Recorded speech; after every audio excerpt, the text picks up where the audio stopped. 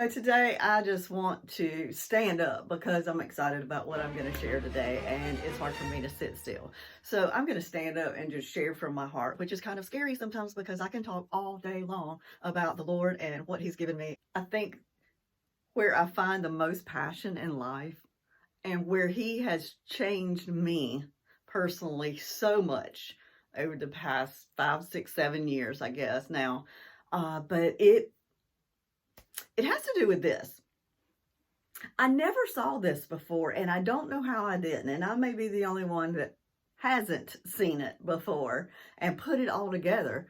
But for all my life, walking with the Lord, saved in church, doing all the things, I never really saw my life as totally intertwined. That is my spiritual life, my emotional, mental life, my physical life, my relationships. I never saw them as one big bundle that cannot be segmented. You know, so often we think of our life, or I thought of my life as, okay, this is the church part, this is the work part, this is the home part, this is the, every part was segmented, and I was trying so hard to put Jesus in every part. And if I forgot or I didn't move things around, it was like, I failed. But Jesus finally was like, no, you're not segmented. It's like a wagon wheel. I am the center hub. When you make me the center hub of your life, when you spill over, it goes into all of those parts. There's no segments. And I was like, wow, yes. And He just continues on and on and on every day. There's no exhausting the learning in the Lord.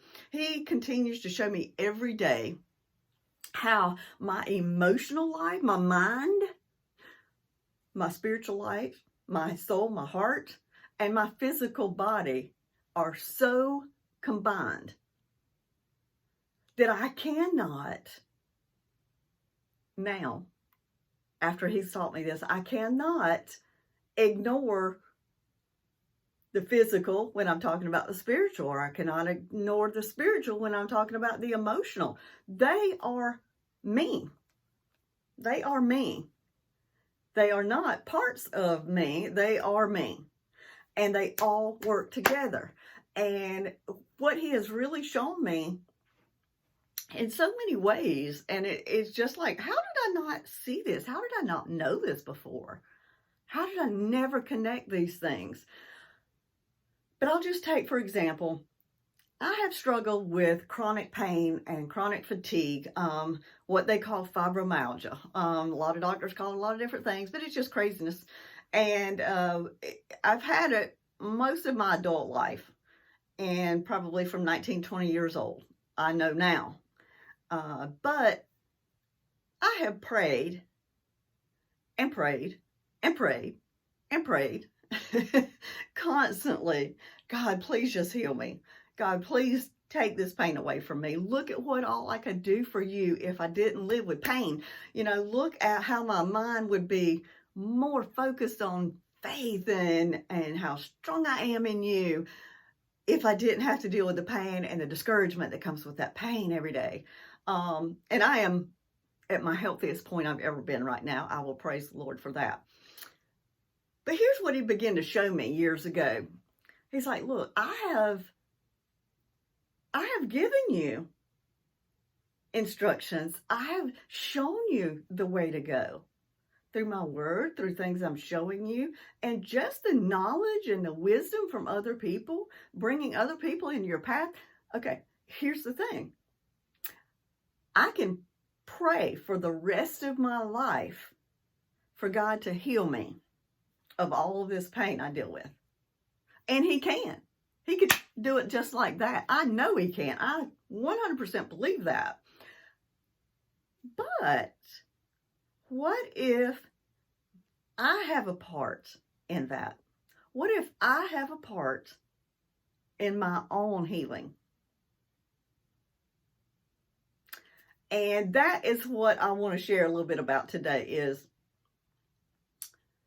what he started teaching me was, Sheila, I'm going to heal you.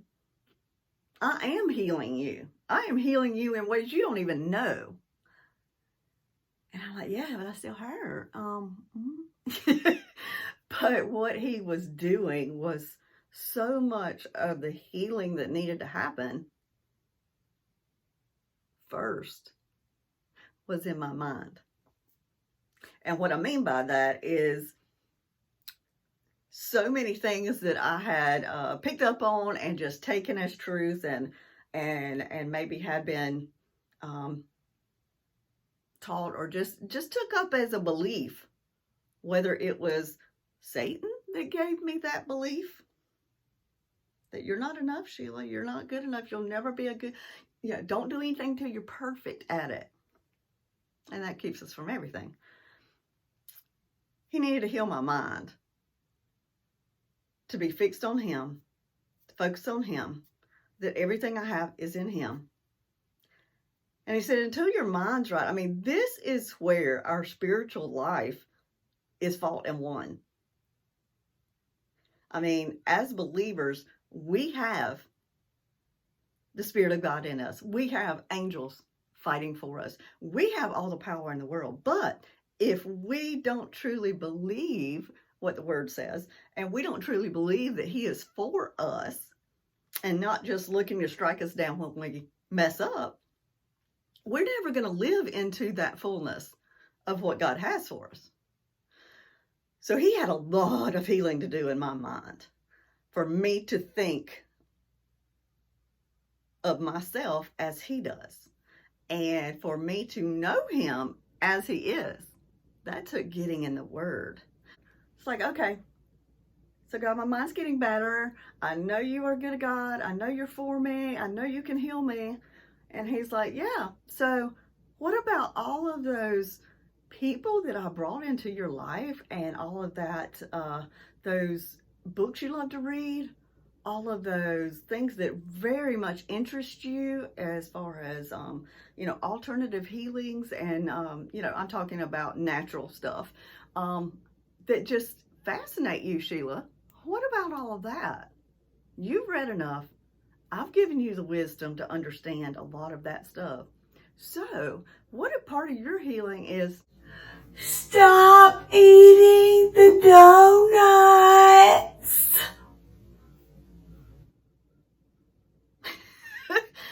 Stop eating the sugar that you know is killing you.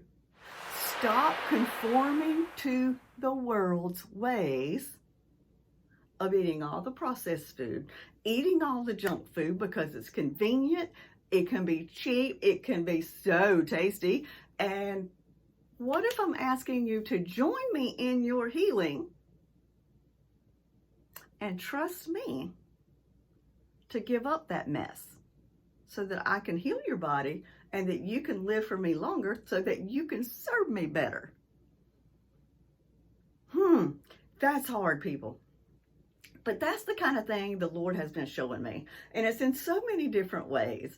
And I am so passionate about that. I really love seeing how God works in all of the ways to bring about your goodness, your rich and satisfying life, your abundant life, my abundant life, the life that we could never have without him guiding us and showing us. But if we're just determined to keep him on the church part and not let him have my mind, which is all of my emotions, whether it be anger, whether it be sadness, loneliness, unforgiveness. If I say, no, you can't have all of that, what they did to me, they deserve to suffer for. They deserve, that's unforgiveness, and that's killing you. It's killing me. But he's like, if you're not going to let me in there, I can't heal that. And I can tell you, I have studied enough, I have read enough, that it is proven scientifically that many of our physical ailments and issues stem from a spiritual root. But what does our world do today? What does our world do today? We segment it. We segment it into physical issues. You go to the doctor, you get medicine, surgery, pill, whatever. Our mental, you go to generally a secular doctor who goes by the world's views of, yeah, today it's like, oh, okay, you were probably born in the wrong body. Yeah, you can be whoever you want to be. You can be a dog or a cat if you want to. How crazy is that? We have the God of all gods that gives us the wisdom to heal ourselves, for him to heal us. I'm not saying I'm God and I'm going to heal myself. I'm saying he is all wisdom. He gives us what we need to become the healthiest versions, spiritually, physically, and mentally, that we can be. If we follow his ways, if we seek him, sit with him, listen to him, ask him, and just do what he says. And that I think is probably my biggest passion that I want to put out there in the world. I think it really is. Today it is. But I just see what he's done in my life, and it's like, I never would have learned that if you had not pushed me and made me go do that right over there. And I just see how much he has changed my life and how he continues to heal me every single day. Did we veer off the course from thinking that God was enough, that the word was enough, that the gospel was enough, that Jesus Christ was enough to heal us and help us to live a life worth living here in his kingdom, serving him, glorifying him, which is our best life? Where did we get off from the church being the one that brings healing to the communities as far as mental health and physical health and all of that, to handing that over and us just doing Sunday church? I'm not sure. I am reading a book now from Oswald Chambers. He wrote one of my most favorite devotions, Utmost for His Highest. It challenges me every single day that I read it. I just ordered one of his books, and it's Biblical Faith and Psychology, or Biblical Psychology. He knew. This was hundreds and hundreds of years ago. He knew. They were intertwined. They come from God. Your best emotional, relational, physical, mental, all the healing comes from God. That is what we as believers have today that we need to be calling out on. We need to be waking up to, wow, yeah, we can do this for ourselves. If you try to find a counselor, number one, a biblical counselor, if you've ever tried to do that, you will find that they are few and far between. And if you do find one in our area anyway, it can be a long, long waiting list. And that needs to change. That needs to change. And whether we call it counseling, whether we call it coaching, whether we call it discipleship, whatever we call it, we need to get the word out that Jesus transforms life from the inside out. That is in your spiritual nature, your physical nature, and your emotional and mental health, and your relational health.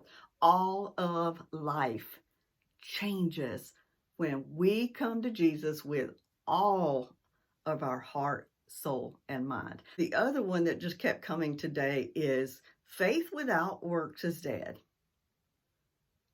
And I'm not saying that we can do it. I'm just saying that if we truly believe that Jesus is enough to change our entire life, as he promises, Jesus transforms your life when he takes on that center hub. Okay? If we believe that, and when we believe that, we go all in with that and say, okay, do what you can. I'm with you. Let's go. He begins to show us. But when he begins to show us, it might be some hard things like, Stop eating the donuts every day. Let's eat a few healthy breakfasts in there. Or, I could name 100 because that is a hard one for me. Food is hard for me. But I see when I do what he's asking me to do and I trust him in it, I feel better. That's what I wanted to share with you all today, is just a conversation of what I just am very passionate about. And I want everybody to be informed, encouraged, and empowered to live your best life with Jesus. Love y'all.